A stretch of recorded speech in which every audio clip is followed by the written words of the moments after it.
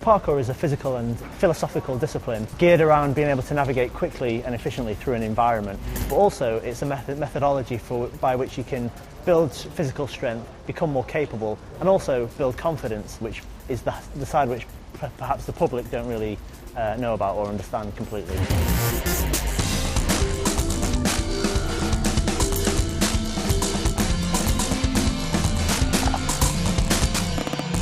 Parkour began in a small suburb of Paris called Nice, and I suppose you can trace it back about 20 years when a small group of friends started practicing what was to become parkour, but initially started out as a childhood game, trying to move quickly through an environment, jumping over things, grabbing hold of walls, and that kind of developed over the course of several years, and eventually they built into it a more philosophical side. So parkour wasn't just about the physical movements, but it was also about being strong to be more useful in practical situations. So that could be anything as simple as assisting someone carrying some bags of shopping to carrying somebody out of a burning building. A lot of people have the opinion that only super fit athletes can practice parkour. They're going to be doing crazy rooftop jumps, which absolutely is not what parkour is about. Parkour initially is about practicing very safely at ground level with a view to, over a period of time, strengthening your body, becoming more physically capable in all manner of different ways. The great thing about parkour is that you don't really need any equipment at all. As long as you've got a reasonable pair of shoes and some comfortable clothes, then you're ready to go. The most obvious benefit is the physical aspect, but also there's other aspects which maybe are less apparent to people, such as confidence. So especially the younger people who we have coming out, a lot of them maybe have not been that confident in the past, and parkour really brings that confidence, and it's amazing seeing people a year down the line how much they've progressed in that sense. We started doing regular monthly beginner sessions, and usually these are on the first or second Sunday of the month, and it's all organised through both northernparkour.com and also through the Facebook group which we've created. So people can quite easily find those, sign up, discuss when they're going to come out, and then just turn up and give it a try. Nobody can just really go into exercise, strenuous exercise, and hope not to get injured.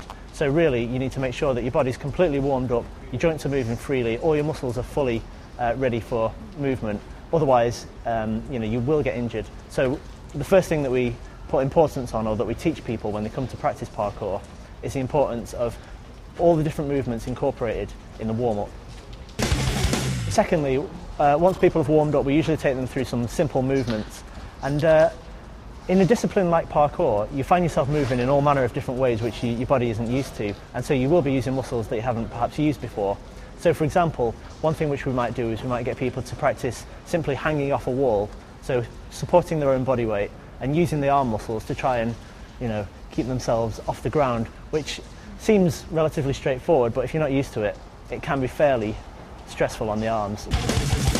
Thirdly, an important aspect when you're going to be jumping off things is to learn how to roll, because anybody can jump off a 6-foot wall, but again, we're back to the thing of injuries. You will get injured if you do it repeatedly or you don't know how to land properly.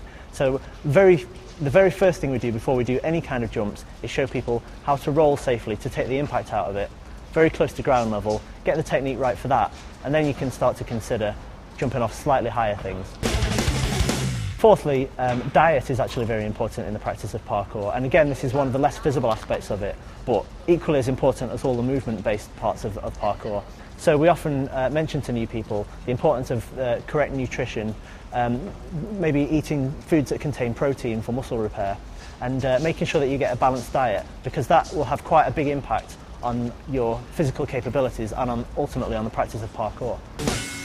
Another important aspect is actually conditioning the body. So it's all very well practicing all the jumps and the associated vaults and so on which go with parkour, but ultimately you do also need to practice a number of different exercises to actually build strength so that you can take the strains and stresses associated with parkour. And that can entail various different things. So we use the environment in quite a creative way. So we might be traversing a wall, we might be doing push-ups. Quadrupedal movement is actually quite an important aspect. So walking along on all fours, backwards, forwards, up sets of stairs, and you do get some strange looks from members of the public, but ultimately, we don't care because it keeps us fit and healthy.